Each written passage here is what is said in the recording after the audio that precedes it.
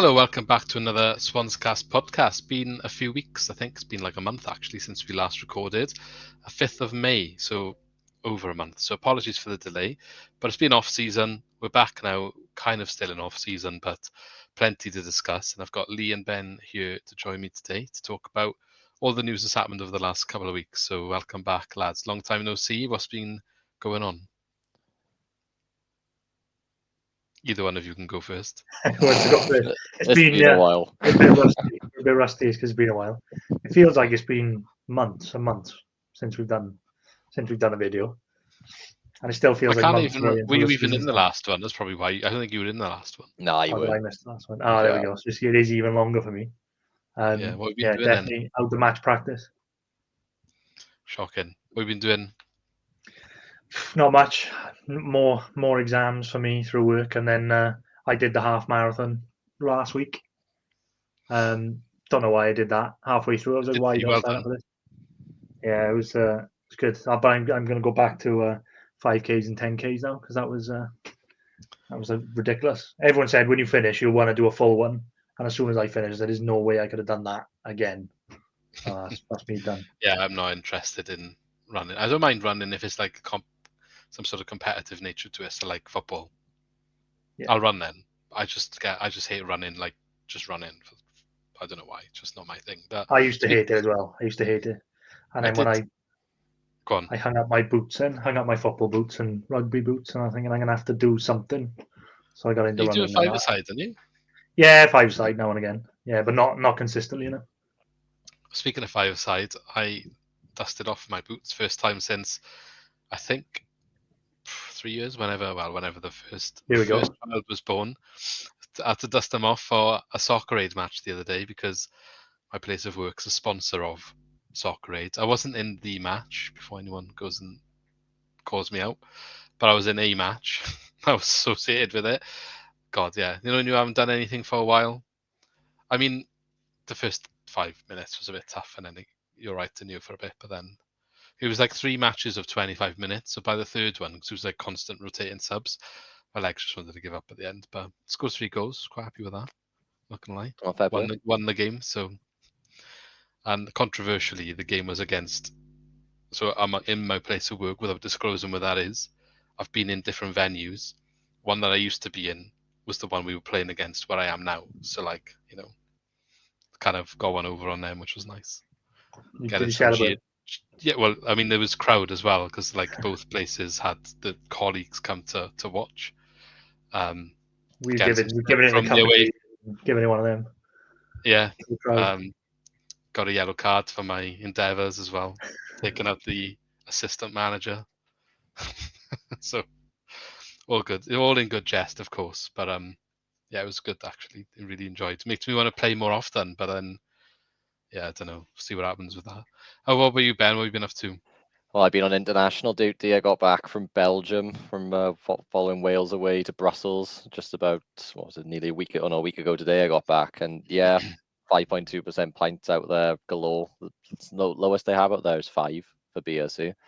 So yeah, we found a pub with a happy hour, which was running from midday till midnight. So €3, so like £2.40 a pint. We spent a lot of the 3 days in that bar. Let me tell you, it was really good. Kevin De Bruyne is just a thorn in our side, though, and he turned up just an incredible game into just sadness at the end. But good trip, really good trip. Yeah, looked good, and obviously it was a good spectacle to watch. Before we get into the video, then, if there's any technical issues, just want to apologise in advance because I'm not on my normal setup. I'm on my laptop, which I don't normally record at. Doing a bit of house renovations, so going to have a better place to record in future. But if there's any clunkiness to this video, that is why I'm not on my normal device. But we'll get the show on the road. We're going to start off. £2.40 a pint, though. Well, yeah, I mean, need time to recover. 2%. Yeah, and I think the question is, would it be cheaper to go for a sesh by getting some sort of transport across the channel, going to a pub of the same sort, having a sesh at that price, and then coming home, or going out in London, for example? You could have 10 pints probably across 12 hours and having a hell of a time, and that would have been £24. So obviously you need food, but that's yeah. class. Yeah. it just makes you think twice. And if you're going a weekend away somewhere in the UK, it's like a stag do or something. It's just it was just there's another thing that I did. I went to the Rugby European Cup final. It was in Cardiff, so I went to that, and then it's like £8 a pint. Were they serving Heineken or something? Yeah, it was. No, they weren't actually. Oh no, it was Heineken, but it wasn't Guinness. It was like it was Murphy's, because I think they must sponsor the tournament or something. So it was that and not Guinness, but it was £8 a pint. Nothing's going to be worse than QPR out of a can for £7. What was it? 25, £7.50. Yeah. For a Carlsberg, that's what it was, wasn't it? Carlsberg. Yeah, it was shocking though. People were buying multiples of them. That's the thing. If it was a £4, well, we were going to get 2, and then we got to the front, and we were like, "Yeah, no, that's not happening." Yeah. If it was £4 odd, £5 odd, I probably would have bought 2. Yeah, but there we are. I mean, you could have bought a pack of 5 for less than we paid. 4, sorry, for less than we paid for what? Yeah, what was exactly. it? What was it like in the ground then? Like in Belgium for the well, one person fell over the top tier 3 rows in front of me. I did see about that.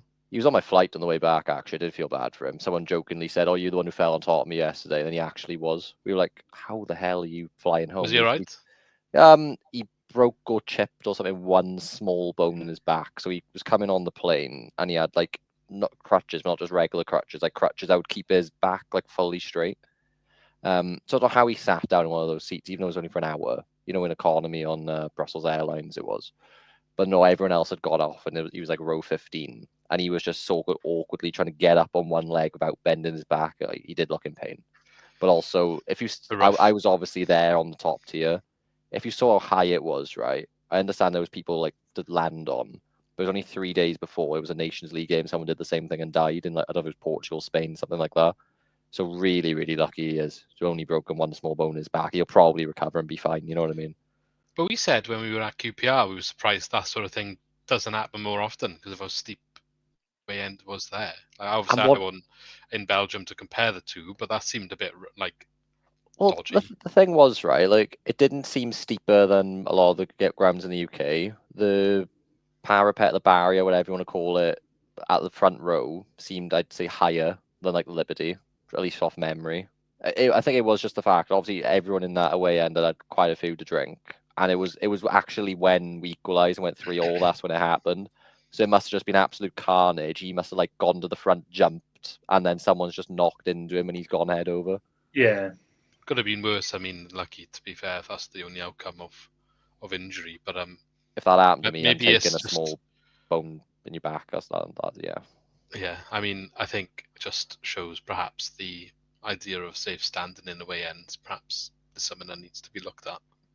Yeah, I mean, what will happen out now, because there was especially 2 incidents in the space of 3 days, you'll have some sort of like see-through fence, or you'll have a net, or it'll be something that'll start getting talked about now, I reckon, because that could have obviously one person has died, it could have easily been 2. Also, though, just obviously he's a fully grown bloke, and he wasn't like, really slim, nothing against him. He was like, normally what a bloke is, like 80 odd kg.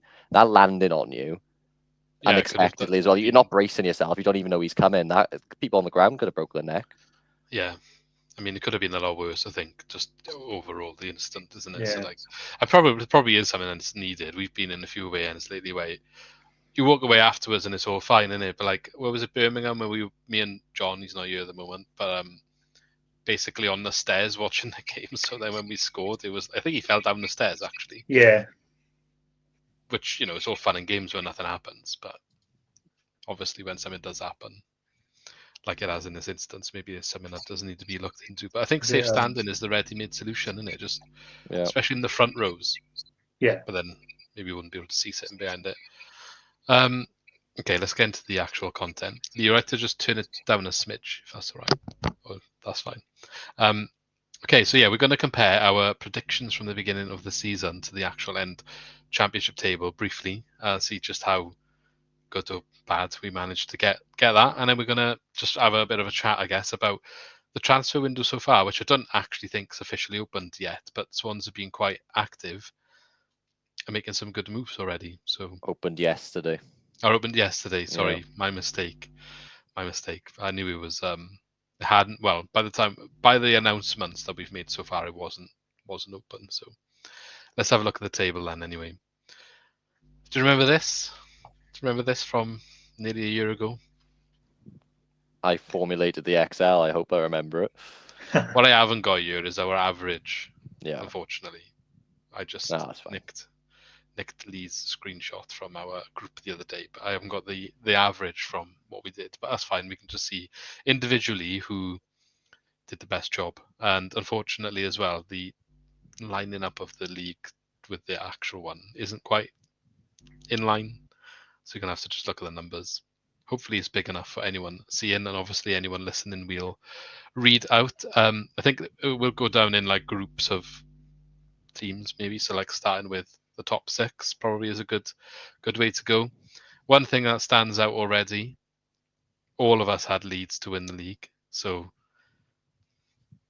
I was. Were they the favorite? I think they were the favorites. They were. There's no prizes for that, but well done. Yes, an easy call to make. Could have been Burnley. They were nearly there. I think they were well clear with that squad. Yeah. The next thing to notice is 2 of us also got second place correct. So well done to 2 of us. And what happened there, Ben? I had them in 3rd. I wasn't too far off. Yeah, okay. It's not so much where you put Burnley, but it's who you had in 2nd. I thought, right, that Coventry City were going to come off the back of last season. They had a good couple seasons, playoffs, FA Cup semi-final run. And in the end, they're not being funny. If you look from the point Frank Lampard came in, they had the 3rd most points in the league, I believe, Coventry, behind Leeds and Burnley. So it's not as bad of a shout as what it looks. They finished 5th, Coventry City. They were, 31 points off the pace of 2nd, don't get me wrong, but we don't need to know that stat. We can just remove that one from the equation. It looks okay. So I'm just going to tally up how many we all get correct, just to see how it looks, basically. I've just seen a shocker. Lee's got top 3, so Sheffield United in 3rd place as well. But don't know what I'll say, right?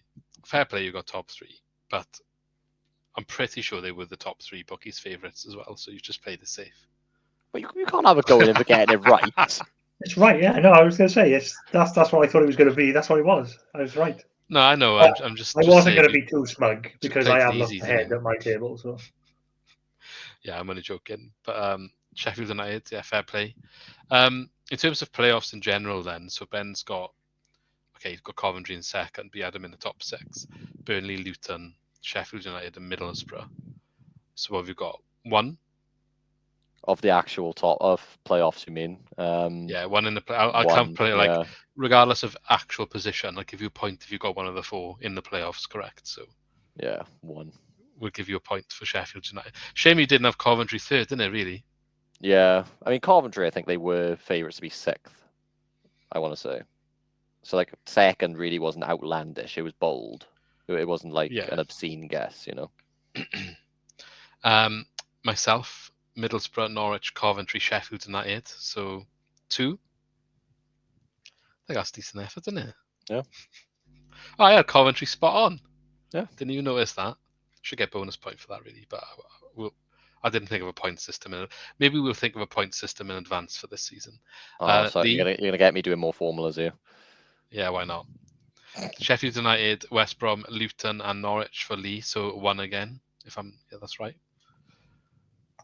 Okay. Yeah, I think like us with Luton, that just shows how we can't predict that league table because where they actually ended up. It's mental. Yeah, which we'll get to. Okay, so I guess we'll just go down 1 by 1 to relegation. It's probably the easiest. I mean, I didn't put much thought into this. I just wanted to see how good we've actually done with the predictions. So, starting with 7th place then. Actual 7th place was Blackburn. Let's not get to where we all put Blackburn yet. We had a little bit of a mare with Blackburn, to be fair. We all had Blackburn going down. Yeah, do you know what though? I think this season they might be down there. They might actually be down there now this year. They look like they're in a bit of trouble. But then that's what we said last year. This is the issue with trying to predict a league table way back in the summer, though, isn't it? Because they were having major financial issues. Sammy Schmodix had just gone to, was it Ipswich, who had was top scorer in the league last season for a team that weren't even challenging. So yeah, everyone thought they were going to be down there. It looked like they had to have a fire sale. In the end, it didn't happen. So But then when the manager, they looked like the manager was doing a good job. He left, and then it fell apart a little bit. They managed to recover a bit at the end. But I'm wondering if they'll see the bigger impacts of that now going into this season. Can you imagine they've gone up? I'm not hearing good things about their position at the moment again.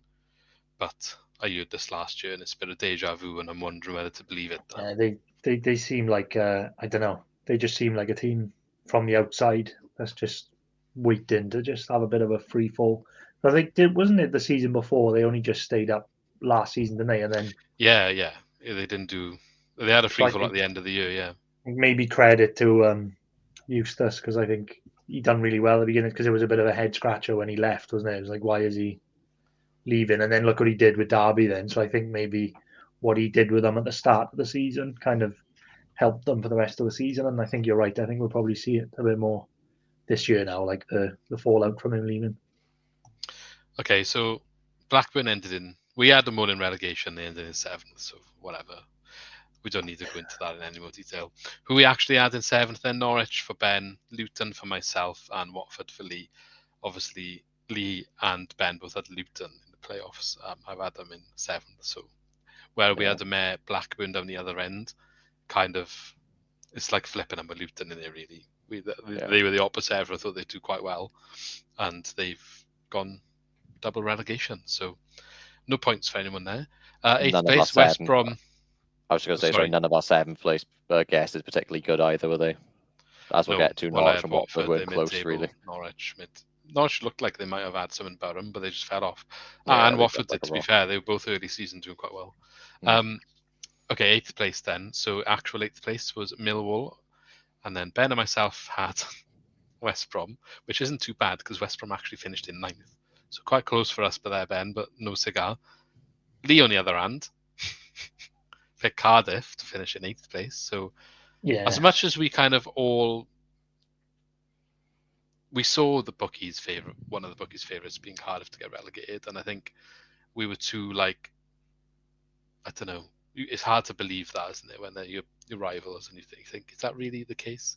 Ben was closest to believing it, but Lee was having none of it at the start of the season. I've told you with my Cardiff predictions, it's more of a over predict, and then I won't be disappointed then. So then when they actually finish bottom, it's great. I'll happily take the loss on that one. Yeah, well, it's crazy that they finished bottom. Like, I know that they finished bottom. At no point all season did they look like they finished bottom, and they finished bottom. But we can laugh about that for a long time. 9th position then, as just mentioned, West Brom actually finished in 9th position. Ben's gone for Bristol City, who ended up in the playoffs. I went for Swansea. Wasn't too far off, but I'm going to say if Luke Williams didn't derail our season, it would have been spot on. And Lee's gone for Middlesbrough, who, to be fair, that's quite closely. They finished 10th, so close again, but no cigar there. So not doing very well after the playoffs, are we? We had a couple of close goals. It'd be good if you could make an algorithm for like how close you get the position, but I don't know how you'd manage to do that. Yeah, give me an hour.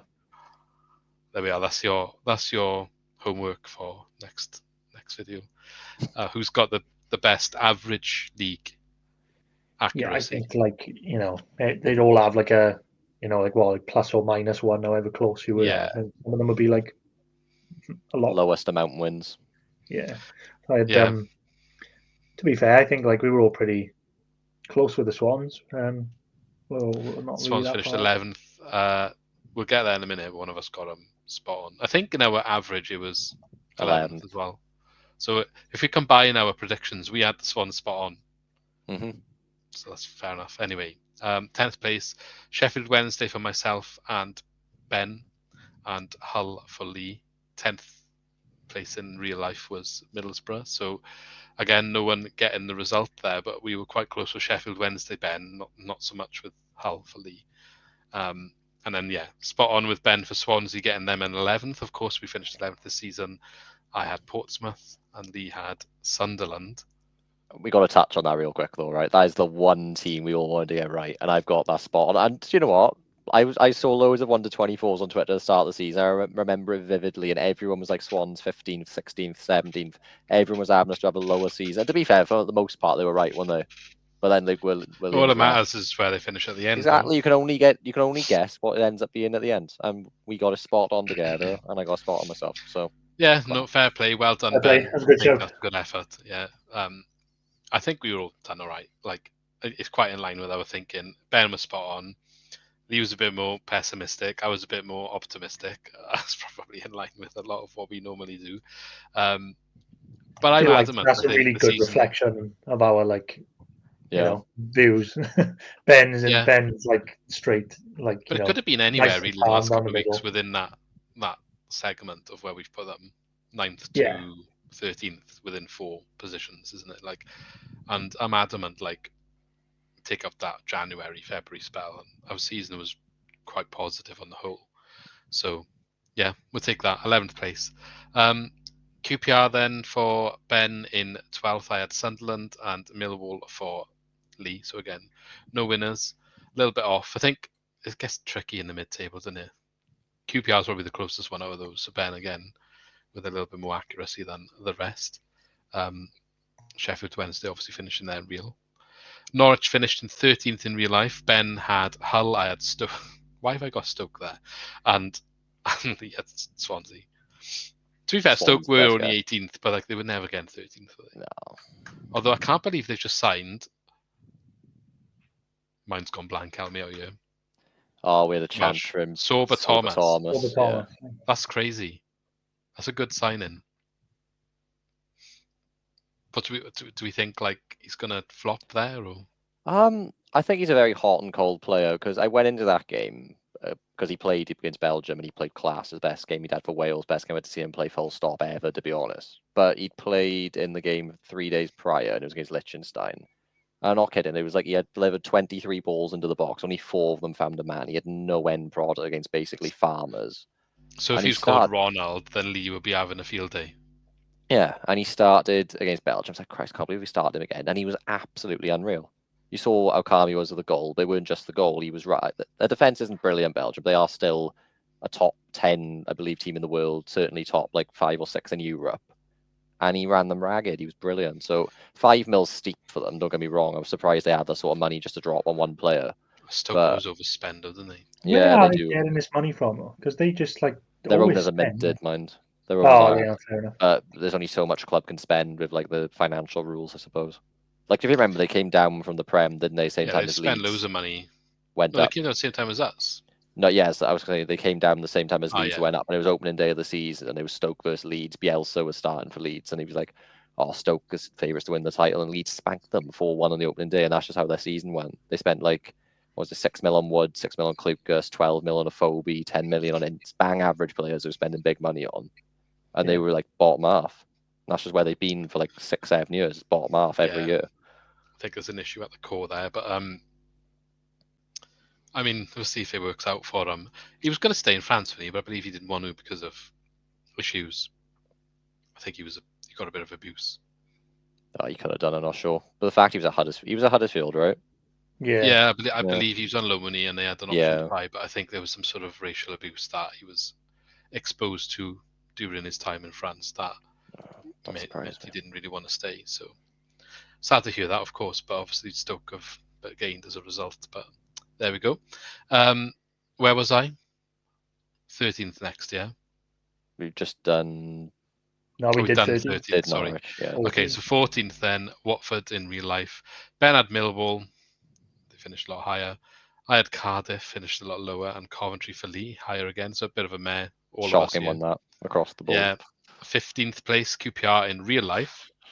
So Ben had Sunderland. I had, oh my God, we've actually got a mid-table selection correct. I had QPR and Stoke for Lee, again a bit closer to their real position. Yeah, Stoke's not bad. Sunderland's a howler for me because I saw about 10 youngsters coming in and coming through. A manager who had quite a shocking win-loss ratio at his old club. To be honest, I thought this is a hot mess potentially, but yeah. And then they started a house on fire. They were crap for a while, but they still went up, which is what's mental.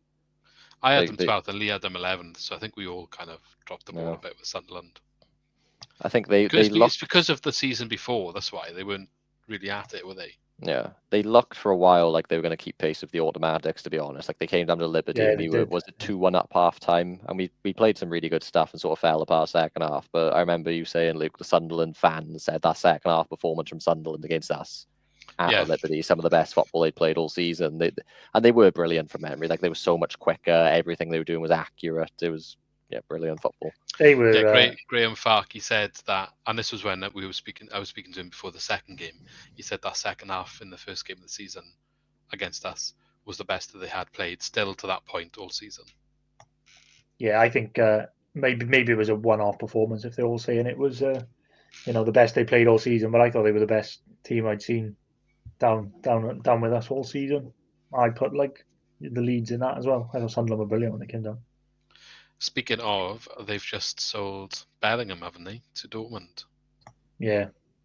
Following in the, do you think Dortmund have bought him thinking that like lightning's going to strike twice, or what? Probably. I mean, what are the odds? I know he's related to him, but like, what are the odds he gets to that height again? No, I know that, but they've obviously invested a decent fee. It was double figures, I believe. Yeah, basically the same as what Jude went for. I'm not saying that, but I mean, Jude. How coincidental that it's the same team as well. I know. I mean, obviously, to that team, Jude would have had all the best things in the world to say about them to his brother, wouldn't he? So, like, well, I think the brother's going to go, isn't he? If he's offered, I mean, I'm just Dortmund looking even at him. Well, he's gone and it's done. Yeah, that's what I mean. But the fact that they were interested in him, do you think there was? Yeah, he's played because of what today, his brother did. Yeah, he's playing in the. Well, are they at the World Cup? Yeah, they're there. I think he made his debut today. I think. I'm not gonna lie, I have not watched a single match of that. I just feel like it's a lot of nonsense. Oh, that's an whole other conversation, but I'm kind of boycotting it because I think it's ridiculous. That's the rabbit hole we don't need to go down. Yeah, okay, so that was 15th position. So 16th position. Oh my God, look at that, another one. Ben getting a spot on with Portsmouth, so well done, Ben. I had Hull, a little bit too high for them, and Preston for Lee, a little bit too high for them as well. But they kind of free fell out of that area towards the end of the season. So you got to be unlucky there, Lee, I think. 17th then, we're looking at Oxford United in real life. Oh, Ben, you're quite close. Stoke, you nearly had them spot on. One position. Honestly, I've looked at the rest of my table and I'm like 1 or 2 away for like basically the next 5 picks. This is a joke.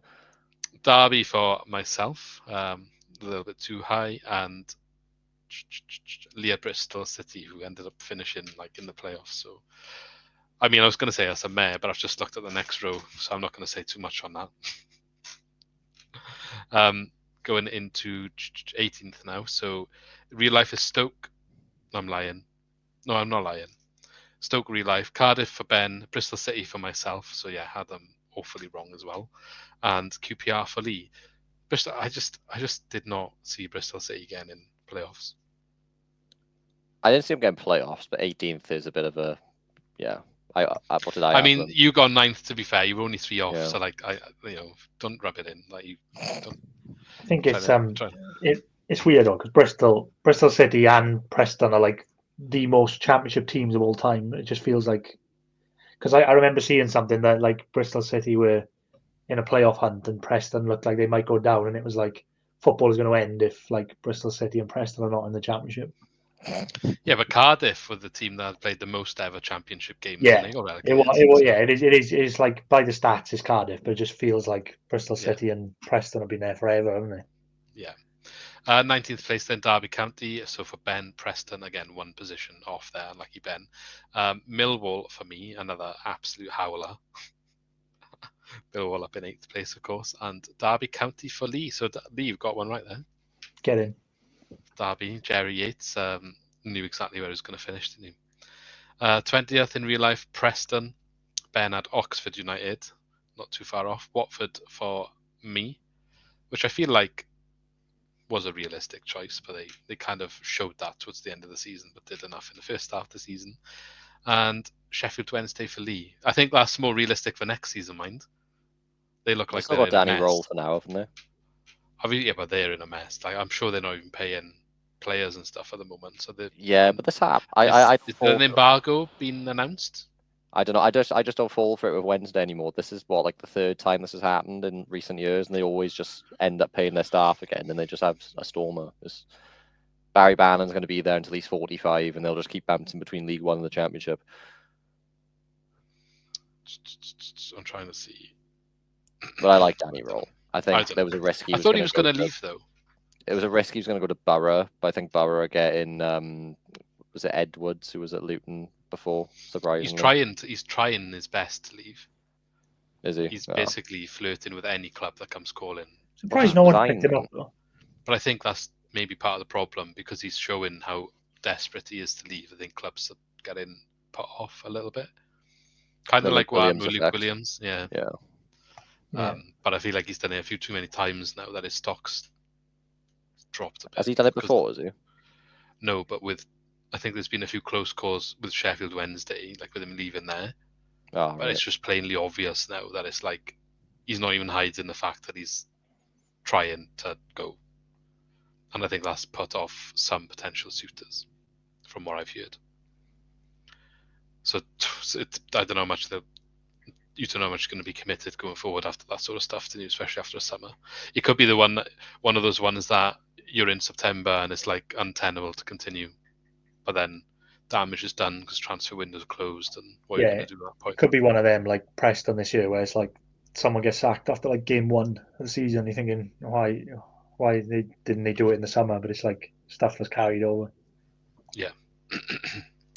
Okay, 21st position. So Hull City in real life. Bernard Derby County, I had Preston. Oh, look at that. One off of Preston. That was a good shout with Preston, to be fair, because I think they were a bit like, it would have been a bit of a shock if they'd gone down. Me and Ben both had them either side of where they finished. Good shout. Portsmouth for Lee, so understandable, but I think they obviously did well. And the bottom 3 then, we'll just do it as a combined thing again, like the playoffs. So real life, Luton, Plymouth and Cardiff. Nobody had Luton anywhere near.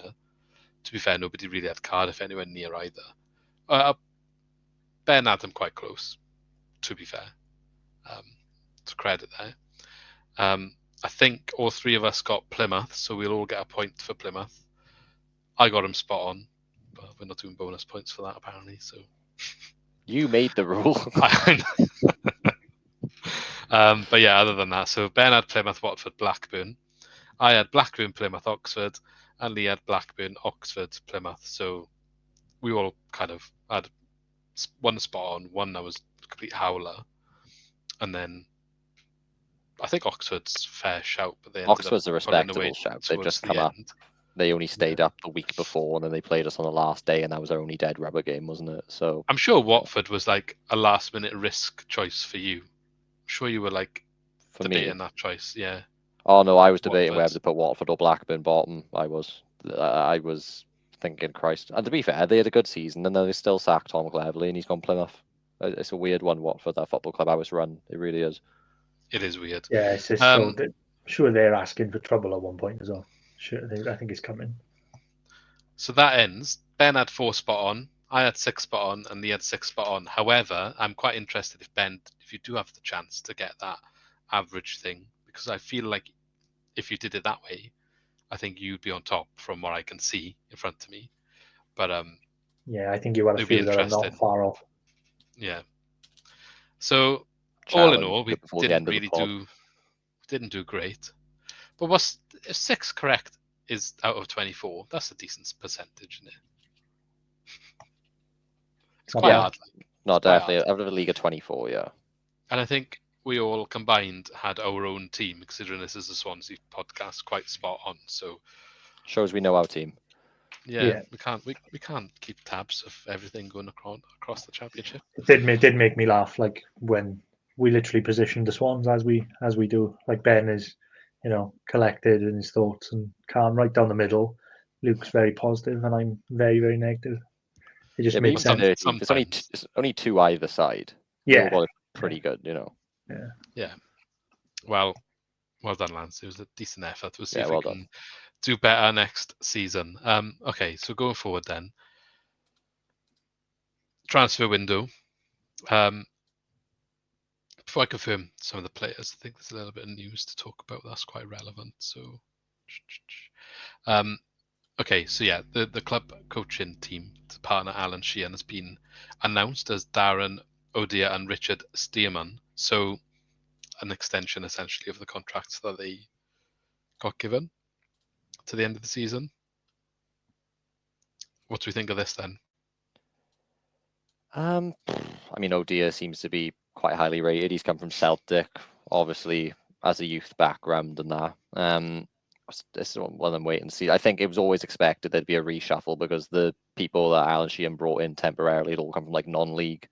So obviously to see one member of staff stick around is good. There's some continuity, but yeah, not surprised to see somebody move on.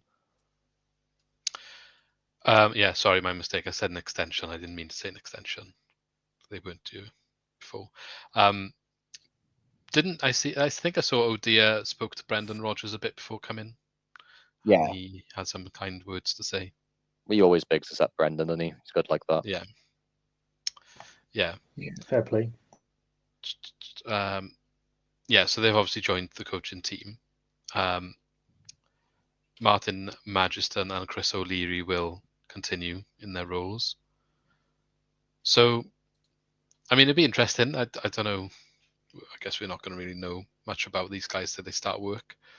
But nice to have a bit of a team sorted and looking forward to the new season. So on that front as well, as I've already mentioned, the club's been quite active in the transfer window. So where do we want to start with this one? We did touch on a few of them before in the last podcast, but let's just do an overall overview of what's going on. So if I do it in order, perhaps, of stuff that's happened. So first of all, Melka Vidal is obviously going to join. He obviously was signed in January, but went straight back out on loan. So he's going to be coming into the team. Correct me if I say this wrong, lads, because I probably will. Zidane Inusa. I think that's as good as we're going to get. Yeah. Joined, I think, just before our last podcast, coming in as a winger. Potentially big fee, but with add-ons included in that, we expect, yeah? Yeah, I think it's like 2-point-something million, and then it could rise to 5 mil with performance-based add-ons, probably like goals, appearances, promotion. Yeah. That sort of thing. Okay, so he's come in, 23-year-old. Bobby Wales joins from Kilmarnock, striker, well, youth striker. He kind of broke through with them this season. I think I saw he only scored maybe like 3 goals, but quite 3 and 24, yeah. Quite impactful in their play by all accounts, and quite an exciting player for Kilmarnock. So I don't think we've discussed him at all. So thoughts on Bobby Wales? Just he's not going to do much this season, is he? It's one of them wait and see. It's a long-term play, Bobby Wales. It's a cheap one. So it's a cheap punt. It reminds me a bit of Kyle Joseph when we brought him in from Wigan. That sort of attempt at a signing. But yeah, so do you not expect to see much of him in the team this season? Maybe off the bench a bit, but I'd be shocked if he started ahead of Apotnik and Cullen and them, wouldn't you? I was going to suggest if no one else gets brought in, then maybe get more opportunities than we might expect. Well, we're still after a striker, I think. So I know Jerry Yates, so yeah, he'll probably leave when he. I don't know. Bobby Wales just seems like one of those ones you'll play like 20 minutes here, 20 minutes there in his first year at least. Keep in mind it's a 4-year deal, so it's one of them ones maybe give him a year to bed in, and then maybe we'll see more of him. But who knows? Yeah, we'll see.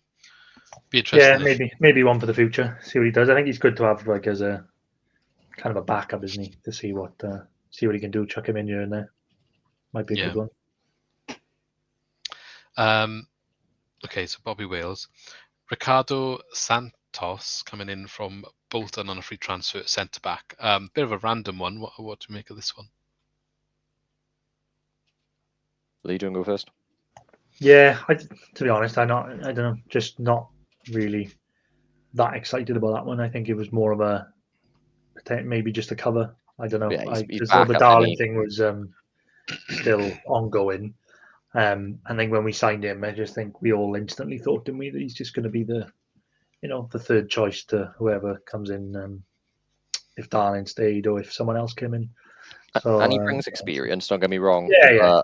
From what I could tell, he had a stormer of a few years at Bolton, climbed the leagues with them. He was in PFA Team of the Years across multiple divisions, got their captain's armband. But then last year, he had a bit of a shocker, some injuries, and then had the armband taken off him. Didn't really play much second half of the season.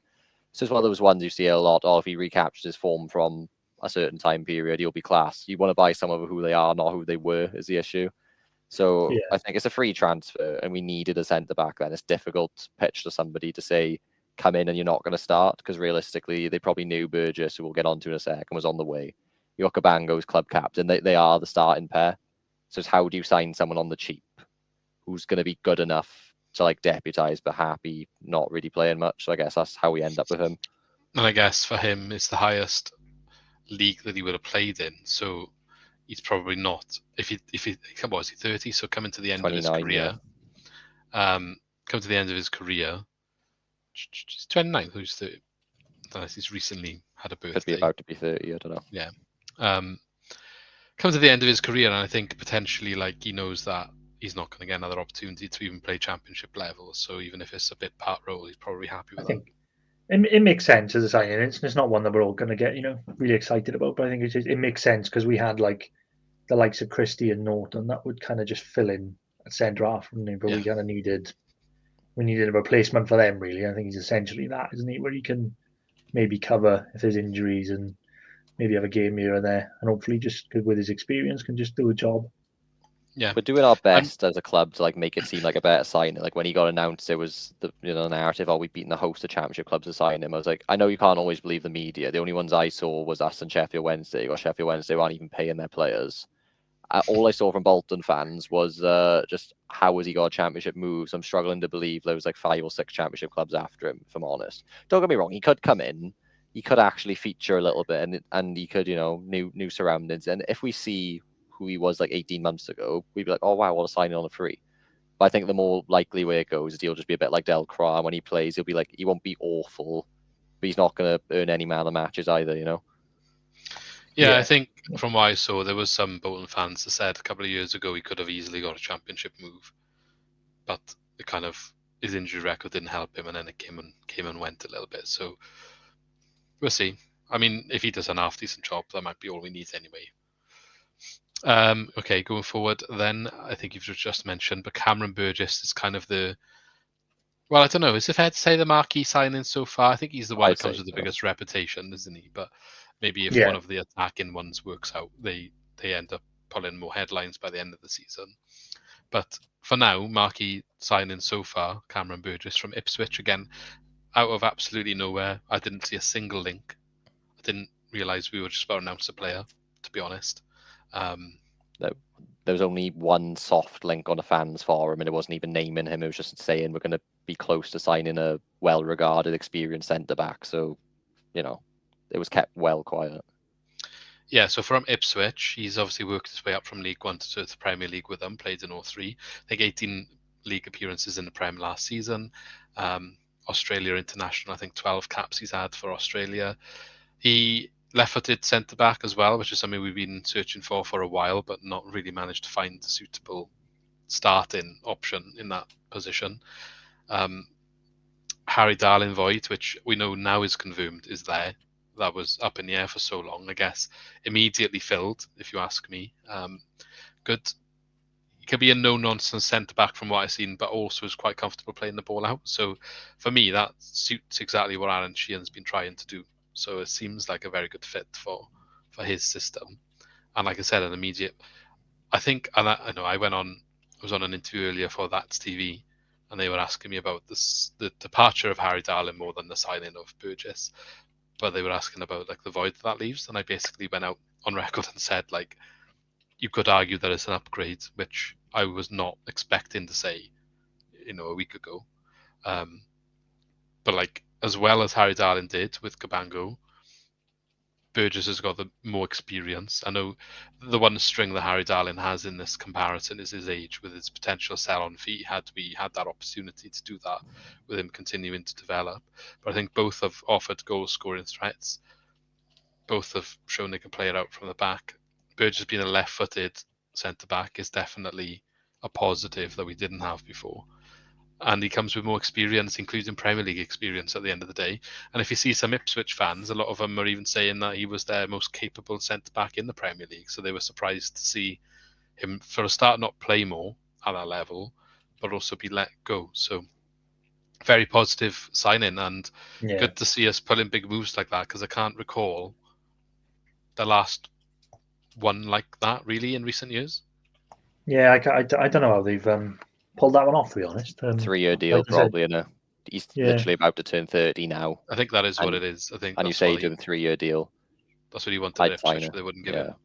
Yeah, it's just it's great though, because it's like like you said, the feedback from Ipswich fans seemed like they were not happy to see him go, especially to another rival, like a championship rival. And I'll be honest, I can't remember him specifically, but that promotion season, I talked about Sunderland earlier, but the year before, Ipswich were the best team I'd seen down the stadium by far, and he played a real big part in that promotion season, didn't he? So it can only be a good thing. I think you're right. I think with Darlin, I think it's just because he's a bit younger. Maybe he's on the way up, and you could argue maybe Burgess is coming to the end of his career. But right now, for what we need, is just absolute perfection. Someone who can play out from the back, left-footed, left centre back, something we've been crying out for. Absolute perfect bit of business for us on paper. So I agree, potentially an upgrade. I like Darlin, but I think the risk of him losing him on a free was making our fan base potentially over-egg him a bit, because he ended the season really well, don't get me wrong, but you can't pretend he was just peachy for the entire time he was here. He improved, in one-on-ones especially, he improved, but you're signing somebody now who's, 2 years ago went through an automatic promotion where he was starting all season. Last season, probably Ipswich's best centre-back is, that's not my opinion. I know somebody who was an Ipswich fan, and he's actually putting him ahead of Greaves, who they paid 20 million for. The issue is Greaves on the left side as well, and obviously he's a lot younger, so they're going to be pushing him. And they paid 20 million for him. Exactly, yeah. So they're all gutted he's gone. I've never seen such an overwhelmingly negative reaction from a selling club or a club that's losing a player. Like, why didn't we sort his contract sooner? Why didn't we keep him? That's gutting. It's rare. It's good for us. I in my head, it's probably the safest signing I can remember in recent memory. I've never really seen him play too much, but just the overwhelmingly positive opinion of him, But the thing is, right, this is like, I've just scrolled through TikTok and just social media, and there's non-Swans fan football content creators talking about this move as being one under the radar, and one of them potential under the radar signings of the seasons or bigger signings. How Swansea pulled this off? What a coup! Like, a lot of that narrative from just general championship creators that are like not linked to Swansea. So, and in those videos, if you watch them as well, they're quite often saying like Swansea's business in general this summer has been really good, really early and really positive. And obviously this is kind of like the peak one at the moment that's kind of maybe started attracting that attention, which maybe it was going under the radar. Now people are like, oh, Swansea are actually making some good moves here. And obviously the Modric factors having an impact. I think when we end this little segment, we'll have a quick discussion on how we think the new ownership is handling things, because we had enough to say on it in January. But it's I mean, can't I don't know. I don't know who's driving this kind of like change, but I think that's been the most. I mean, like, with the Burgess signing is brilliant, but the most exciting thing is that we've got a lot of these big signings in early. Some of these before the window officially opened, so we'll have. They're all going to get a full preseason, aren't they? Yeah, that's what I mean. We'll have, so normally, I know there'll probably still be movement later on in the window and probably up to deadline day, but it seems like we've got a good bulk of our incomings done. They're going to be on the preseason kind of like tour or whatever, whatever they do, the preseason like workout and everything. So, and the managers in place and everything. So there's a lot sorted out before we've even got the team back in camp. So I think that's quite exciting. And the fact that they've been able to do a lot of these signings with no rumors, no kind of leaks, no chances of other clubs snooping in. And I think that was a particular problem in January, wasn't it? Which seemed there was a lot of negative stuff that came out from the January transfer window. So I don't know who or what has changed it, but was Andy Coleman the problem? Didn't help, did he? I mean, I stuck up for him a lot at certain times. Montague's on fire right now. It's as simple as that. Not necessarily over like transfers, but I thought Andy Coleman in some facets was doing a decent job of trying at least. And I don't know, he's just obviously not really involved now, and it's immediately positive. But maybe come in, and maybe it is the impact that he's had. Maybe having somebody correct for the role. Actually, having a football director, proper. Yeah, it's not necessarily like a Watson who's there because, well, actually don't know why he was there. looks like he, from what you hear from Luton fans, was just like the glory man with the CV, but actually not the know-how. But yeah, maybe that's what's making the difference. And all of this data-driven approach finally paying off. We've seen signs of it in recent transfer windows, but maybe not overall. And maybe now this is the accumulation of it actually working when you've got a stable base, so you can actually go and get things done. Like what you kind of alluded to there, Lee, with having the manager in place already and all of that sort of stuff. So yeah, good news. So that's not obviously the end of what's gone on so far. That's just the incomings. I will go to the outgoings. We've already just touched on Harry Darling, so just to complete what tick him off, you've gone to Norwich in the end.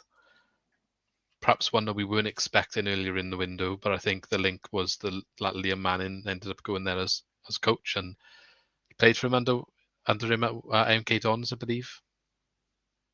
Yeah, I think so. Obviously, before he signed for Swansea. Ben, I think your camera's froze. Oh, you're back. Class. Yeah, MK Dons, he played for him. So, like, I guess that changed the narrative a little bit later on. He was obviously holding out for whatever options he had, and one came on the table later, and that's the way that he's gone. How do we feel about it? Apparently, it's like his family are closer to there. He's got a little bit of a pay jump. He's just had a child, so he probably wants to be closer to home. And if he's going to start again now, he'd rather start again close to home now rather than starting here. I'm a bit disappointed he didn't go for something a bit more exciting, to be honest. If he'd gone Birmingham for 40k a week like everyone was talking about, then I could have understood it a bit more. It's the fact Norwich literally finished below us in the table. You know, it stings a bit, but I think I care a lot. Did you see his less interview as well? They asked him what's his biggest moment in his career so far, and he said signing for Norwich. It's got to be, come on, the derbies, right? You got to say that, hasn't he? Yeah, I mean, yeah, I don't know. He said on his exit, and he leaving with a heavy heart as well. But I just this is when I kind of lost it a little bit when I saw that like picture he put up with all that, and you always get the same once a Jack, always a Jack, and all this. I just think it's rubbish. Like, let's just not do this, because if that was true, then you would have signed him on the new contract when we put it on the table. So keep in mind, he nearly did. If it wasn't for who were we just slagging off a second ago? Yeah, but why did that not change coming up to the summer now, especially when things technically got better? What changed other than, was he not happy under Sheehan? Because I would have I don't know. He nearly signed the same time as what you call Cabango. Yeah.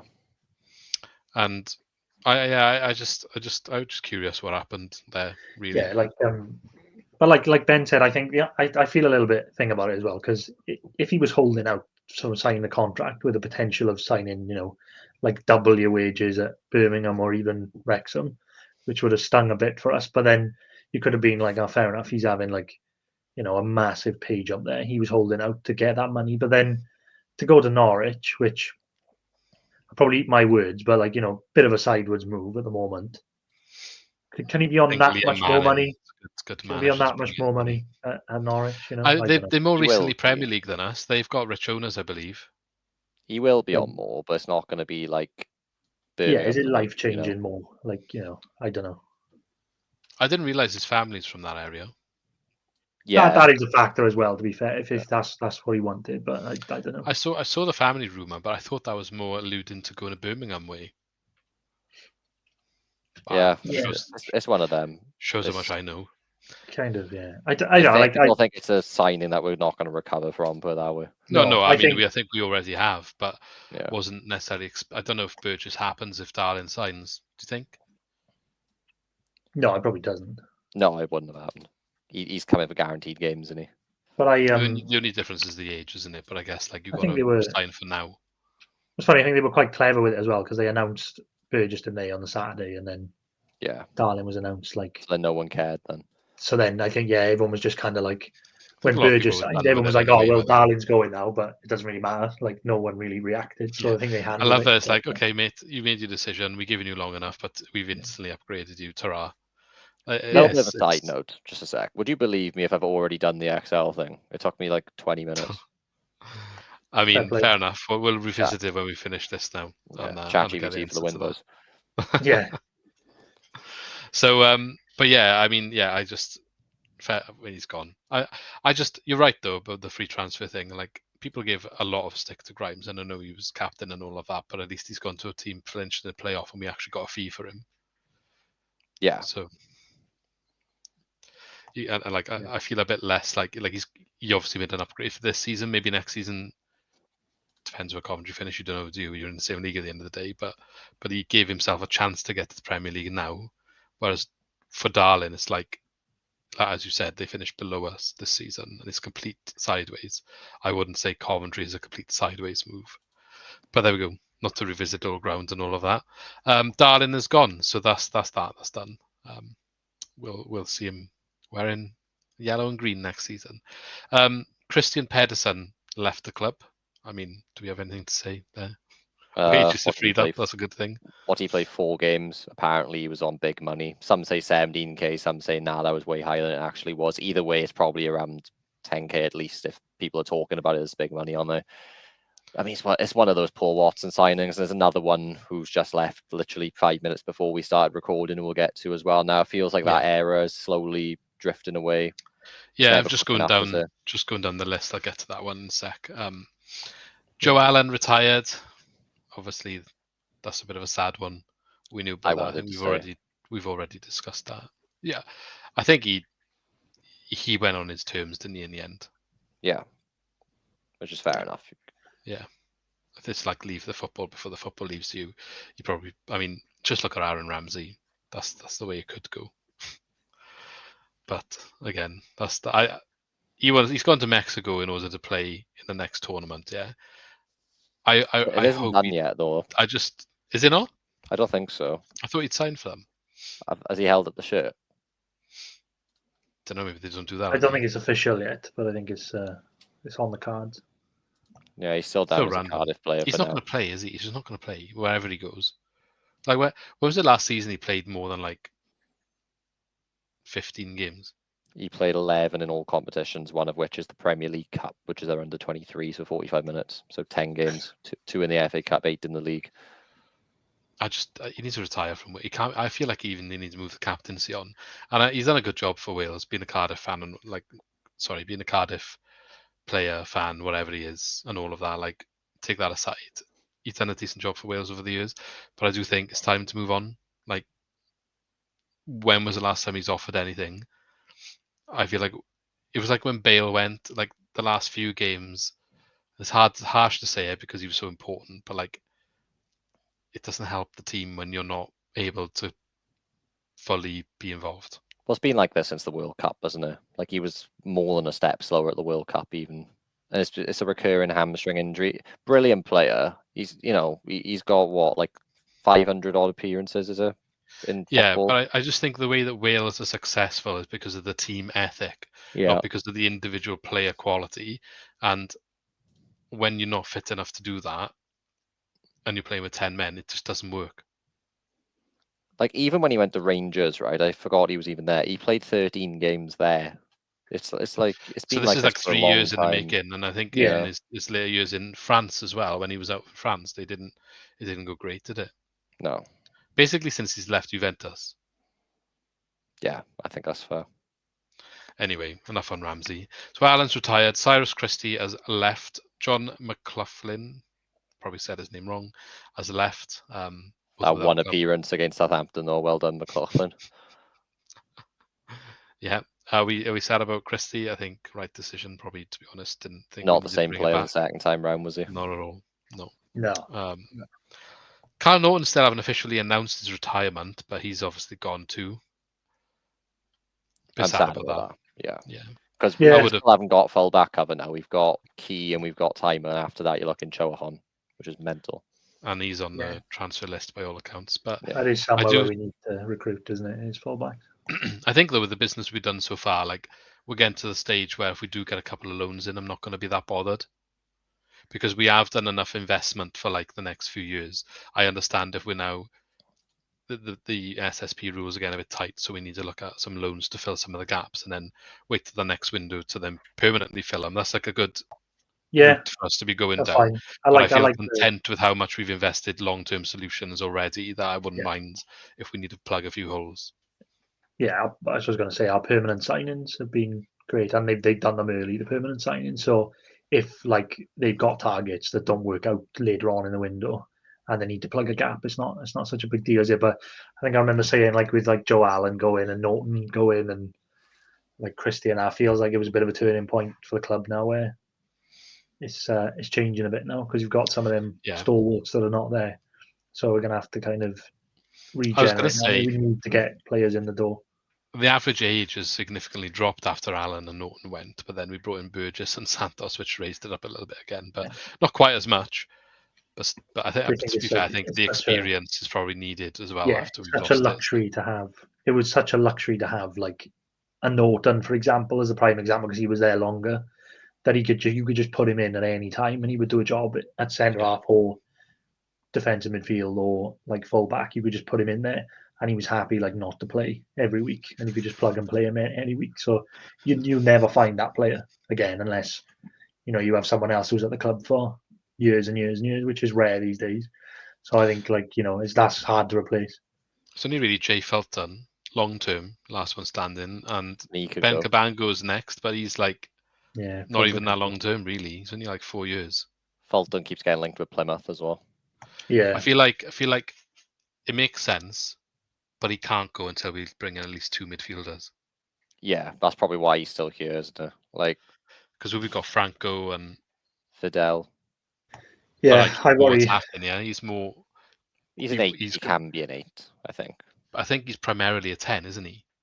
Well, I know he can be an 8, but that's like Ollie Cooper as well, isn't it? But like, is that what you want to be going into the season with? This is where it'll be tough now, because even though we've done all this business early, which is incredible, I think this has been the best start to a window I can remember in my lifetime, genuinely. Which is a big statement, I know, but whatever, summer would we have done better? I think O'Brien seems to be the top target. Unbelievably, we're still in the mix for him because obviously he loved it down here on loan, and that would be great if we could pull that off. Yeah, that could possibly be a permanent. Obviously, I think he'd be around. It's not the fee that's the issue. It could be like 4 or 5 mil, which maybe we push the boat out for. It's the salary. Probably. I feel like if he comes back, it would be one of those where we agree some sort of loan for the rest of the season, with some portion of his wages, with some sort of like agreement. No, because he's got a year in his deal, I think. So I think if he comes, it would have to be permanent. Yeah, but I think maybe we would pay a fee for the loan to bring. So like, you can get a player. Sometimes you pay a loan fee for. It wouldn't surprise me if we pay a fee for the loan. Forest will just they want him. Yeah, but maybe. But if there's no it depends how long. If it's later in the window, that might become. Yeah, but I'm pretty sure a club will come in. Be willing to pay a fee for him transfer wise, though. So I can't see them loaning out a player. We'll see. I just don't think it's off the table for something like that to happen. If they can bring O'Brien in, because I had parked that. I thought that was gone, and that wasn't even in my thought process until I think it was like the last week or so, wasn't it? It kind of seemed to have come back on the table. If they can pull that off, and they've got, and also caveat, if they can keep Franco as well, and they've got O'Brien, Franco, and Fidel. Yeah. That's a top 6 midfield, easy. We're talking big. We're talking really good business. They bring in O'Brien and Franco. The pair of them together at the back end of the season. If they start the season with those two in midfield, that's frightening. But that's a dream. I still can't see it happening. But then this is where the issue is. I was going to say that if that did happen, that's going to be one that happens late into the window. That's just not a deal that happens early. So then, who's the one from Leyton Orient? Ethan Galbraith, he could be gone by the time the O'Brien deal, either does or doesn't happen. So we have to make a choice there, don't we? Do you go for the safer option, cheaper option now and get him now? And he'll come in, he'll do a decent job. He's not going to propel us up, to top 6 probably. Or O'Brien. Imagine having O'Brien there. You got Burgess behind him. Our attacks finally clicked into place. And we're adding to that as well. Vanusa and Vidal will probably have some goal contributions. I don't know. It's one of those ones. If it continues to go well and click into place, they'll probably be the most excited I've been for the start of the season in a long time. It's annoying because it's a long way to go, isn't it? And then we might get all this excited, and then like Franco goes like late in the window. I mean, if he does, right? Because I think as good as he is, he's not somebody who's playing consecutive full matches very often. So from that point of view, I'd say he's somewhat replaceable. Brilliant player. I'm just done saying that somebody's irreplaceable, because I said that with Grimes for years, and at first he was. He demands a decent fee now, though, I think, and that's something that perhaps we wouldn't like to lose him, but what can we do with our money? Well, it probably helps with PSR, whatever it's called, doesn't it? Buy a Yeah, but player that's what I for mean, and I feel more confident yeah. in the ownership at the moment based on what they do in this transfer window that they'd actually use it decently. Yeah, I doubt he's somebody you'd replace like for like, because he's such a rare breed of player, isn't he? There aren't many like mini versions of Kante rolling about in Europe. But we've seen Grimes leave, who every manager at the Swans has built a team around since getting relegated. And I know we have to go out and get like a Premier League loan to replace him, but we did replace him, in a few weeks on short notice. We did. So somebody we've had for a year who, to my knowledge, didn't finish 90 minutes very often. If we got 8 mil for him and he left, I'd say well done. Thanks for the one season of joy. He finished more 90 minutes under Sheehan than he ever did under Luke Williams, weirdly. Yeah. It wasn't many though, was it? He always but he didn't do any before. I did have the stats in front of me earlier, but I can't. I didn't have the right. I did all my stats tonight for the season, but I haven't got them in front of me. That's fine. Moving on to like who else left then. So the one that was announced just before we started recording, actually. So we recording on the 17th in the evening. Mikola Kuharevic has gone, proper gone, not just on loan, and he's gone to Slovan side Bratislava. They won the league out there, I believe. So he could be playing in some sort of European competition next season, but he has gone for an undisclosed fee that we are led to believe is lower than what we paid for, which probably isn't a surprise, let's be honest. Significantly, not just lower. I think we paid 2 mil, and this will be like low 6 figures probably. It's probably not a surprise and probably needed to happen. Just it's one of those moving on, trying to free up wages, free up slots. Was he part of that European slot thing? I think it's changed now. I can't even quote it, but I think the number of boys we brought in now, I think it must have changed to something where you get so many slots per year rather than so many slots overall. I swear they've loosened it. I'll try fact check it for next time, but I don't think it's what it used to be anymore. Because the thing is, you're seeing it loads now, and it's not just us. Like everyone's looking to Europe where they can. So I don't think everyone's just got like 3 spots anymore. Fair enough, but yeah, he's gone, so probably a good thing. And I guess generating money, there's a few more that we think might be on the table to go, whether they get over the line or not. So who are they? They would be Jerry Yates, Choa on, maybe Josh Giannelli. Do we put that him in that bracket?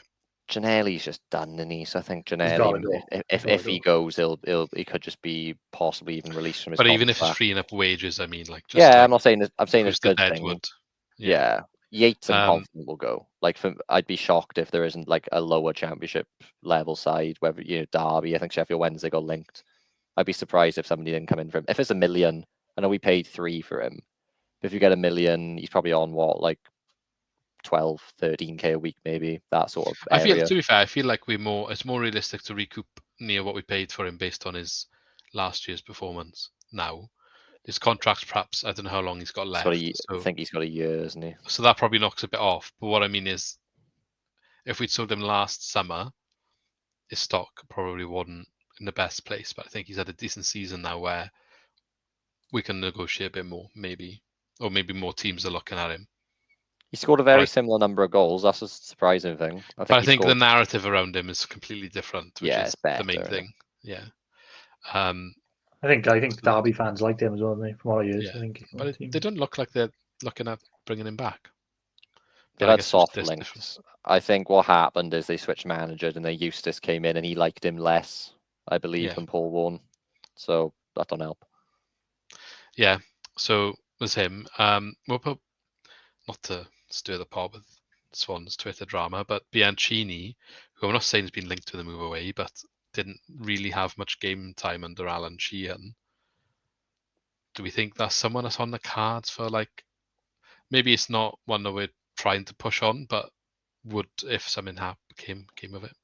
Yeah, probably. But then also, if we just refer into the link that was on Twitter or in the forums or whatever, I think it was just. No, I know that it was a dud link. I just saying about his his sort of like playing time since Sheehan took over is very, very limited. It's only been off the bench and not hardly any of those appearances even. So like it went drastically down in terms of minutes played after the manager changed. That's what I'm referring to. I'd say keep him unless somebody comes in and actually offers to cover his wages. I wouldn't push him out the door. Like, he was better at number 9 for me off the bench. He was winning a lot in the air. He was, stretching the back line. Out wide, which is where you'd actually have a better chance of playing. There's 3 people ahead of him now. There's Ronald, there's Allman, there's... But he didn't play a single game at number 9 for Sheehan. Yeah, this is what's surprising to me, because when he played there under Williams, I'm not saying he was like a world beater, but he looked competent, didn't he? Out wide, I think his touch just wasn't good enough. That was the best spell he had, was when he was playing through the middle. He looked really good. Yeah, so the thing is, though, if you take him out, right, and you've got Inusa, hopefully he comes in, does well, and you've got Ronald, who are our wingers? Other options, you've got Sam Parker, who's more of a wing back, who was featuring there sometimes. You've got Congreve, potentially could work his way in. He's looking at it, I think. You got a few young boys, haven't you? But nobody. I think Congreve's the one after he had a quite successful loan spell away, didn't he? So it wouldn't surprise me if the likes of Sam Parker goes on loan this season and Congreve maybe remains at the club. Although it's worth pointing out, Congreve, on loan at Bromley, we're referring to, he played a number 8, didn't he? Played in centre mid. Yeah. Did he? Yeah. He scored a couple of good goals as well, didn't he? And he looked good. This is what I mean. We have got options in midfield that just not like ones that are going to work out. Yeah. I think Sheehan said there would be chances for some of the guys that went out on loans. Who's the other one? The main one? Joel Cotterill, maybe? Cotterill, yeah. I know less about how he got on, if I'm honest, but yeah. There's other one now in Zingo. It's on loan in I don't want to call it the American second division because it's like separate from the MLS, isn't it? But there's some other like USA league. Maybe it's to do with colleges or something. I don't know. And he's doing I don't know well how the USA league works. Yeah, there's no promotion, is what I'm trying to say. You can't go up to the MLS, can you? Yeah, it's all good. Wilson as well when I went to Yeovil, but I don't know if he'll play much. Yeah, I'm not sure how he got on. Yeah, I don't know. We'll have to investigate for the next one. But yeah, it's just some interesting stuff there. Yeah, I was going to say, past that, there aren't really many who are thinking, oh, Christ, I hope we hold on to him. Franco's the only one for me. That's not necessarily a reflection of like, our squad isn't very good. Club captain, well, say that. Grimes was club captain when he just signed his new yeah, but I think it's like, he's still homegrown in that as well. It would be one that would hurt a little bit. Timon would be the only dark horse for me because I think he was brilliant last season. He isn't really getting Timon was brilliant. Timon, I think you could argue maybe like Key because of the lack of depth with currently have, which just causes a problem. And he has been good. He was good for large parts of last season, but also Vigoro as well, because again, same thing, lack of depth there, that would cause us a problem. Yeah, true. The other one, I'm not saying it causes a problem, but apparently for Potnick's had minor interest, and obviously we signed him on a free. And if we're having like PSR issues, if somebody came in and said, "Here's 3 mil, 4 mil," we may actually. I guess it depends who's our striker target that we're apparently eyeing up. Well, supposedly on the radar, and one of them. Which one of those do we think is going to do a better job? I don't know, like Ben said earlier, I think it only did like same with Bianchini and like Vipotnik. I think we'd only sell if a tidy offer came in. If someone comes in with a couple of mil for like Vipotnik, then it might make sense to take it, especially if they've got plans to bring someone in. But unless someone tables like tidy offers, then I really like Vipotnik is my issue. Yeah, I like him as well. There were links to like Saudi, there were links back to France, I think, and I'm just like, he's the sort of striker who you'll see leave. I'm not saying he's going to be like Gyökeres level of, mishap from us, but you can easily see him, especially because he's still young, bagging like 15, 20 goals in some other league. I really do think he could. I think we said in like a couple of pods in the season, I think he's going to have a really good second season if we keep hold of him. I don't think he was fit for a large part. That's what I was going to say. What if it's a case where he just doesn't have the legs to do the championship schedule? And that's perhaps why they're entertaining. Once he got up to speed, he did better though, didn't he? Yeah, he still didn't get a proper run in the team, even in the second. I don't think he was fit when he came over. I don't think he was fit when he came over because he didn't play a lot under Williams. He Bianchini came in, like you said, he kind of made him into a makeshift 9, and he did well. And then we saw Vipotnik, but we saw glimpses. He scored a really good goal against Derby away, wasn't it? And then when Sheehan came in, we started seeing him turn in and have him getting more shots away from distance, and he looked like a completely different player. I think if they can get that player for stretch of the season, like more consistently, I think he's going to get, Yeah, I agree 11, with 12 you. I plus. think that's just what I mean. Like maybe like they got all the data around it. Like, do they think he can deliver it as consistently as the championship schedule is going to need him to? From And maybe what I've that's seen, where they will consider the bid or not. Like if they think he can do that, maybe they're not interested. But no, whether they I think, don't well, want actually, he's just not fit enough to do it, and we're going to not really be able to get more than 25, 30 games out of him, then maybe that is cash in is an option. I don't want to see him go, but I think if the money's on the table that we can't refuse, then you've got to take it. But I'd like to see him have another crack this season because I think he's gonna be a good player this season. I think second season in, I think he would have adjusted. I don't know if he was fit when he came over, like I said, and I think similar with as well. I think back end of the season he was a different player. It's So I also think the we had a attack good second season out of him. You know what I mean? The attack's clicked into place now as well. Yeah, I think Was that second the season Euros out of last those two in summer, wasn't particular. he? Yeah. Was that the Euros, so they'll have summer off now, so maybe it'll suit him better. Anyway, so anything else we've missed there? In terms of anyone who could possibly leave, try to think if there's been anyone else. Try to think if there haven't really been many links with players coming in. That's not because we're not active. Clearly, we're just doing really well at keeping it under wraps, aren't we? McBurney's the only striker that's been linked. Clearly, there's going to be more. The idea, Fulton in there, I think. Yeah, the one that we didn't really talk about. Yeah, Fulton. I mean, there's soft links to Plymouth, but then I was from Alan Nixon who said we were close to signing Galbraith, and that was 2 weeks ago, and he hasn't mentioned it since. Yeah, well, I did a little bit of an article on Fulton where I mentioned the potential of him leaving and if he should leave, and kind of what I said earlier. I don't think he should currently, as things are on the table right now. I think bad decision because of our cover, and he's probably the only. If Franco goes off, he's a good one to come on just for some sort of stability there. And he definitely improved under Sheehan as well. I think that's definitely something to highlight. But I was wondering why these links are coming about. And I said in the article, I think, is it actually a link or is it he's on 1 year remaining of his deal, isn't he? Is it agents trying to drum? Oh, he's getting linked to these clubs, either trying to drum up interest is one thing, or try and drum up the Swans to even offer like an extension of some sort because of this potential interest that might or might not be actually there.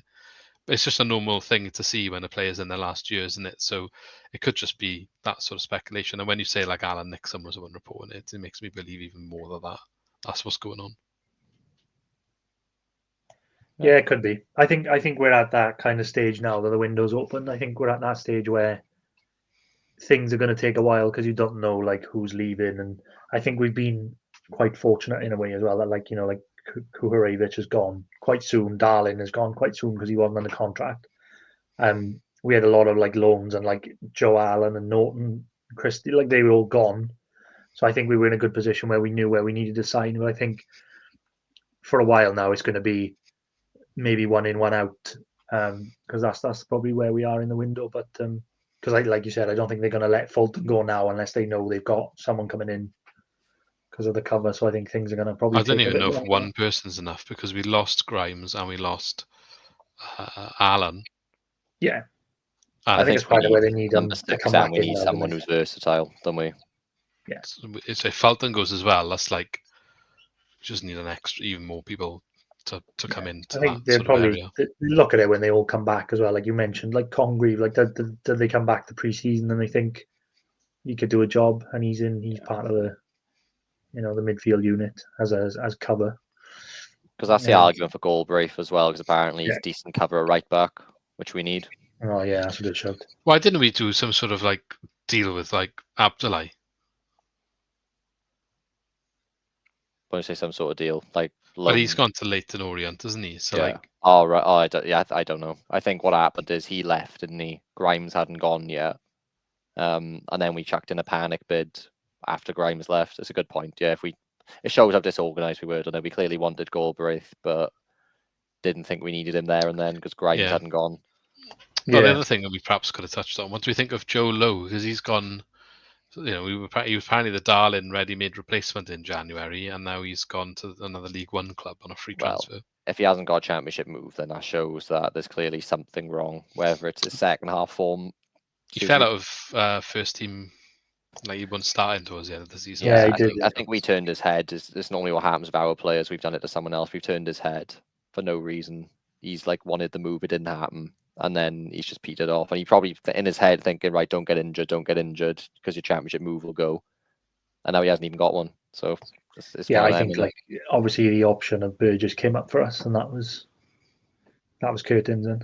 Lowe would have been decent cover though. Can imagine the fanfare because everyone wanted him because we if we had him instead of Santos, I feel like I'm not I'm Yeah. not That would have saying been good. I've done good business now, but that would be perhaps how it gets better. And not to say I don't know if Lowe Santos is better at this current moment in time, but you feel like there's more potential in Lowe. Yeah, because he's only 25. And he's Welsh, isn't he? So that would have been Yeah, that would have been good if you had Lowe and Burgess and Cabango. I think that would have been good, but we'll see. Yeah. Okay. So overall, then, just a summary. We said in January that it was a bit of a mess, and it wasn't a good start for the new owners. But do you think this is a bit of a like, okay, let's give it a bit more time. Maybe we sign up for things to come better. I think what for me it shows is like they obviously saw as well January wasn't good enough. From what I've seen, they've taken action. Yeah. But actions speak louder than words, sort of thing. And Andy Coleman going, and now the action of what's actually happened this summer. They brought somebody into the void of Paul Watson that you have to say is so far doing a good job.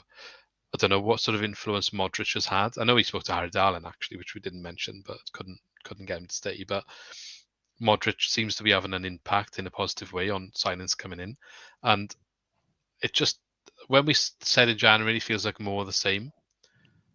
I'm fully of the opinion now that it was a bit too early to judge and blame the new regime on like what they came in like end of November, beginning of December. So for us to say everything that happened in January was just them doing more of the same is probably a bit harsh because how much of a stamp can they have on the action of that month within that short time frame? But what I have seen is they knew it wasn't good enough and they've put things in place to correct it. And I think that's a positive sign from what I've seen so far. Yeah, it's a fair assessment of it. I mean, it's easy to say that we overreacted now that everything's going class. I hope what I will say, I hope now, if we have that mid-season slump we normally have, I hope people remember this energy they were giving it on Twitter about how class we are, how well we're doing. Well, this energy happened when we signed all them players under Duff, didn't it? I was going to say, we've had this loads of times where everyone was like, oh my God, the transfer window's amazing. And then come like November, everyone's like, oh my God, we're so rubbish in the window. We signed all this crap. Well, we had that chat in January just gone. To be fair, we had that thing in it when we've talked about it. But like I said last season, I thought it was a good summer. And it was a good summer, I think, last year. I think there's an extension and perhaps an improvement even on that. But if you add last year's summer and this year's summer now, the players that have been brought in within the two, that's how it's pretty much our squad all of a sudden, other than 3 of our defenders. Yeah, the business they did last year though is gonna be good, isn't it? Like we said, they signed like but it's paying off. It attracts a fee like Franco. They got him on off like a 4-year deal. But I do feel like, I mean, we'll see how this season goes at the end of the day. But I do feel more confident that where we were on a trajectory from getting relegated and starting to finish down the table, I do feel comfortable to say like maybe that's plateaued a little bit and we are looking at going the other way. Whether that pays off, time will tell. But I don't feel like, I know something that you've said all the time, Lee, is like we sell our best players, we don't invest. Other than Grimes, which I think that was a bit of a shock to the system, that isolated one. Really, Perot was the one before that. That's like the last big one of that happened, and touch wood. Yeah, I think, but we're in a good place with that at the moment. Yeah, well, my point was like that we didn't have any marquee players to sell. I think Franco's probably the only one now after the season he's had. But apart from that, Grimes and Perot were kind of our last marquee players, like that bigger clubs could probably come in for. Now, I think where we've done well is that we've signed just a lot of like quality across the board rather than having real standout individual quality. We've signed a good, they've done well. They've plugged a few gaps. They've signed some good players. So, yeah, I don't think, like you said, apart from Franco, I don't think there's anybody in there. I don't mean like the players are not good enough. I just mean I don't think there's anybody in there that would command like like a big fee. In terms of like a selling on, so that's what they're trying to do in it. Buy a player, so if they get sold on, it's a profit. I think Vigoro would go for something, which we signed him on a free. Yeah. I wouldn't be surprised if we could get a profit out of I'm not saying it would be a massive profit, but I think I don't think it would happen now, but I just mean if he had to go, someone bid for him, I think he's done well enough that I don't think we'd take a loss on him. Yeah, I'm gonna get too excited. And Ronald probably the same, to be honest. Yeah, I'd like to think that we've just we've got back into a position, which is why we were successful before, was that the structure was right, because we lost so many. I think people forget along the way where we had that like kind of big journey. We lost so many good players and we lost so many managers, but we were set up in a way where you could just bring in another manager, bring in other players because the structure was right. And I think we're kind of getting back to that. Like you said, if commands a fee, then we've just signed that Anusa on the wing and we brought him in. If somebody else commands a fee, like Franco's come in, then maybe we bring in someone else. I think they've got it right so far. I think I'd like to think we're getting back there. Be interested to see with Anusa, man, because he's predominantly a left winger. Sort of made that position his own end of the season. Ronald just seems to be the one that's undroppable on the right wing. Well, I hope Ronald now isn't undroppable. I think that's the outcome there that needs to happen. Yeah, but what I'm saying is Anusa's clearly a left winger. Om's the best in the left wing. It feels like as good of a signing as he is. Ronald has less competition for the right winger position, is what I'm saying. They did flip a few times though, didn't they, Ronald and In game, yeah, but I think I'm just talking about that last stretch of games under Sheehan. Looked on fire coming in from the left. I mean, if you're right saying Vidal maybe plays deeper sometimes, can go in the middle as well. Well, to be fair, I mean, we never saw it too much. He tried it a couple of times, it didn't work, but that was near the start. Early days when he was like still a bit too light. Yeah, it's a strange one. Maybe because on the left was brilliant cutting in, but maybe they'll use Anusa on the right cutting in on his left. I don't know. But interesting. See what they do. But ultimately, I just want to make the point that they've made action. It was poor, but they did make action by getting rid of Coleman. If he was the one responsible for that poor window, and this one's been better, so that's all you can see at the moment. So there were big changes after that window, wasn't there? I mean, and all of that news about the conflict of like the play style, what they want, what the Swansea way. They put the survey out asking fans, what does the Swansea way mean? I think it's quite clear I do think they want to rebrand what the Swansea way means. What I mean is like it doesn't need to mean 60% possession, but they're obviously being quite careful of how they do that. Yeah, well, Burgess is a big example of that, isn't it? Because from what I've read, good player, but he's not exactly like a ball playing centre back, left-footed, which is good for us. You'll be comfortable turning on that side, playing out to the left back, left wing, or wherever. But he's not like a typical Swansea centre back. Or him and Gabango. For me, there is no like normal ball playing centre back out of the pair of them now. I was reading that he is quite good to play enough from the back. Well, he's been up to Premier League level and held his own somewhat, so he can't be bad, but he's not like known for it. You know what I mean? He's not as good as Darlin, is it? Like spraying the ball across the field. And that. I guess though, if you look at McKenna's system that he's been playing under, it's quite fast paced from back to front. So yeah, maybe the decision making and doing that under pressure is quite good. So perhaps that's what we need, because I think Sheehan is saying more often, like in those dangerous areas, to get it out. He's not like first and foremost, which is something perhaps Luke Williams would say, play it out. But Sheehan's just get it out, So then when he's playing it out, he might have more time anyway. So it'll be interesting to see. Okay, let's end that part there and quickly touch on before we finish. We didn't read all of we're not going to discuss all of the survey results that were announced recently, but the one main factor was the decision to terminate or not provide a fan bus service for away matches this season. Bit of a weird one. I just want to get your thoughts really on that decision and what you think that means, or don't know, what's the way forward? I despise the bus, don't get me wrong. The away day buses, I think they're overpriced. I think they're overheated. The experience on them often isn't great, and I know there's only so much you can do with that, but I do think it's a loss for people who don't know how to drive or can't drive and capable of driving. Train prices are through the roof. So I think particularly on the away days where they're not the most commutable, anything over like 2.5 hours, people don't typically want to drive them, which is, the majority of our away days. it is going to be something that sees attendances drop, surely, and they're already not great for us as away fans of the Swans because of how far we have to travel. It's only really like Borough who are up there with us now at Plymouth, and Sunderland are gone. So it's one of them. They did say, mine, it's not like definitely gone forever. It's just they currently can't provide a service that they're happy with, and they're citing the amount of negative feedback that our fans have given in recent years. So, you know, it's maybe not great, but maybe it's a many. good thing and a bad thing at the same time, because they're clearly taking on board what's being said, paying attention to that. Maybe they're looking for a solution and just can't find one at the moment. So they've decided at the moment the best thing is to have nothing rather than to have something that's not good enough. And it's one of those, and if you're the person making that decision, how do you make the right decision? Well, do you know my solution, right? One of our board members supposedly is just like a hotelier, whatever they call them. He's just a hotel empire. So you're not telling me, mate, you don't have hotels all across the country. Make it so that the night before Swans game, Swans fans who are season ticket holders or Jack Army members or whatever can stay there for free if they got proof of an away day ticket. That'll get people there the night before. Never go. That would revolutionise the game, wouldn't it? But I think possible. Then what do you do? Yeah, that's a bit of a solution. Maybe you should suggest it. I like that. I think going back to that, I haven't used the bus since since the Premier League days. I don't think, when I was a bit younger, but apart from one or two occasions. But it's just because I hated it as well. It was just horrendous.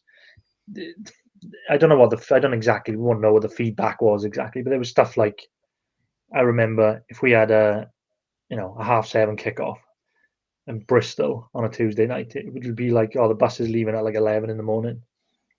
Why? And then they would be horrendous. And then I had to get as I said earlier, we got the bus for Southampton on Boxing Day. It was one of the rare occasions we got the bus last season. Was it last season? We had Southampton on Boxing Day. We got battered. Yeah. Because obviously we wanted to have a drink on Christmas Day, so we want to drive early on Boxing Day. And you couldn't get on the bus because they'd overbooked it, and we had to go in the security car, and that was an eye opener. I didn't realize they had to pay for private security now as well, because such is the behavior on the buses, that they got security, that a private security firm that follow the buses now. So if you kick off on a bus, they pull you over, and the security will board the bus. No, but I heard at the ground, isn't it? Like, we bring our own stewards to the away end. We saw them at QPR. Yeah, I heard stories of people spewing on the bus, and there's always some who take stick running down the middle of the bus and stuff. Yeah, there's bottles of water on. It's just vodka and lemonade or whatever. I think I went to Russell Martin's first game. I don't know how long ago that is now. Was it 3 seasons? Potentially more. It was Blackburn away, and obviously it was horrific getting there because of the traffic. We got in I want to say 20 odd minutes before kickoff, but on the way there, they'd obviously done it wrong. So there were multiple companies running. I think it was Turner's Coaches plus some other one. And I had my ticket. I got on whatever the one was outside of Liberty, and they weren't properly checked. And they were more concerned about, did you have alcohol or food or whatever, or greasy food. And we got to about Bridgend, because obviously you start at Liberty, you pick up at Port Talbot, pick up in Bridgend, whatever. And the boys getting on, and the bus, there weren't enough seats. Everyone was just like, okay, well, something's gone wrong here. And what it was, I think, we don't know exactly how many, but so many people were on the wrong bus, because some of them were meant to be picked up from Liberty Stadium, some were being picked up from Rossi's. It's there's different pickup locations, so people had just got on. And I was one of the ones who got on the wrong one. But what they were doing is, say now I was in row 12, they would go in row 1, row 2, checking everyone's tickets now that it's overbooked, because the people in Bridgend were the correct people. They got to about row 8 or row 9, and there was a group of 4 boys checked all the tickets. Oh, you're on the wrong bus. So I was arguing with them, you need to get off, somebody else will come for you now. And eventually, after 5 minutes of arguing, they get up, they leave. No one ever came for them. So then they were from Gorsinan, so they had somebody drive to Bridgend, get them from Gorsinan, went back to Gorsinan, got their car, and then drove themselves to Blackburn and missed the first half. And it was just well, that's a shambles. It's an absolute shambles. Yeah, it is poor. Yeah, so it sounds like similar what happened to us. But they everybody just piled on the buses, and we were just we'll get a space on the bus because we've booked it, and because we were naive, haven't been on the bus for that long, and there was just quite a big group of people left, and we're well, all the buses are gone, and there's like, I don't know, there must have been about 20, 25 people. Just like, yeah, So there's it's either they've more than us. overbooked it, or people have just like not paid and. Yeah, got I on. think people got on without tickets, but like, you know, you got to sort that out, wouldn't you? So that was probably the one and only time I've used the bus in the last like 6-7 years. Probably I normally drive just because it's just less hassle. Normally But drive as well, but we went to QPR because it was free. That seemed yeah, quite straightforward, to be fair. But that's what I mean. Sometimes like you say, it's good and bad in a way, because at least they recognise that it is appalling because it's rubbish. But then sometimes, you know, you do need it. And I think of people like, say, my parents who are season ticket holders. They would never drive to an away game. Like, they would be much more comfortable, you know, sitting on a bus and going to a game. They would never ever drive. So people like that, you kind of shut them out of going to an away game. But you can kind of understand why they've done it this time until they figure out the best way to do it. But it's interesting that they've done it now, because what happens if Cardiff stay up? If they had stayed up, Well, they would have had to have put buses on for that game, wouldn't they? yeah, but they would have just done it as a one-off, maybe in this. Yeah. But it's an easy that one would be now enforced because it's a bubble, isn't it? Yeah, it's an easy one now to stop it, and now that isn't even a concern. I get it. But I think a lot of people run their own private buses now as well, don't they? Like, people have got their own kind of contact. I know, like, one of my parents' friends, like, they used to go on the official coaches, and all those people that were on like the same bus just started their own like bus like team sort of thing.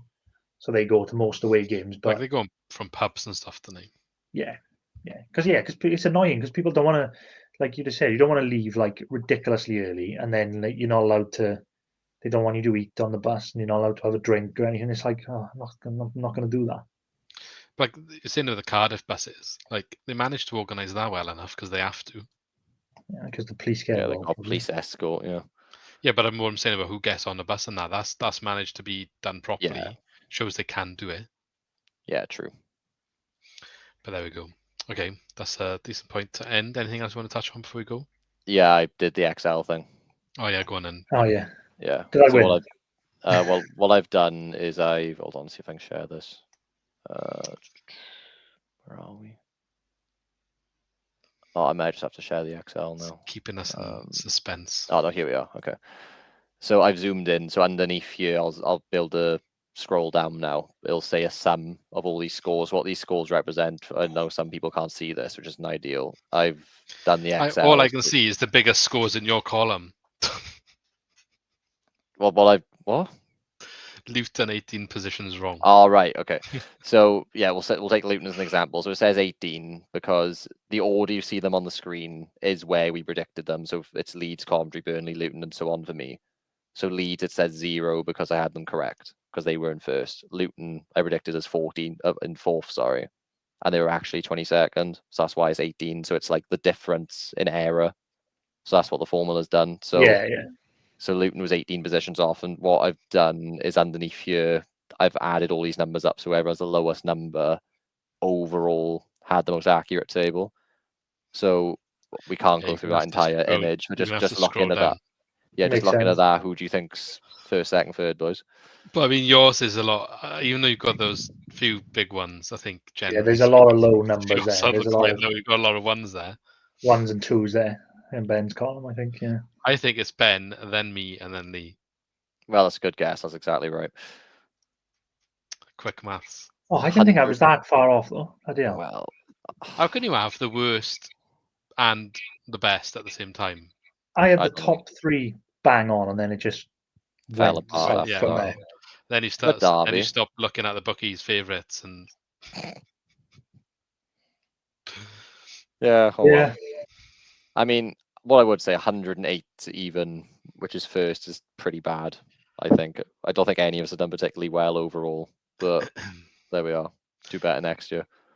If you swapped Luton and Blackburn, that would significantly lower your score. Yeah, but you could just as easily say if you swapped like Leeds and Cardiff, like you're just not. I wouldn't have done that.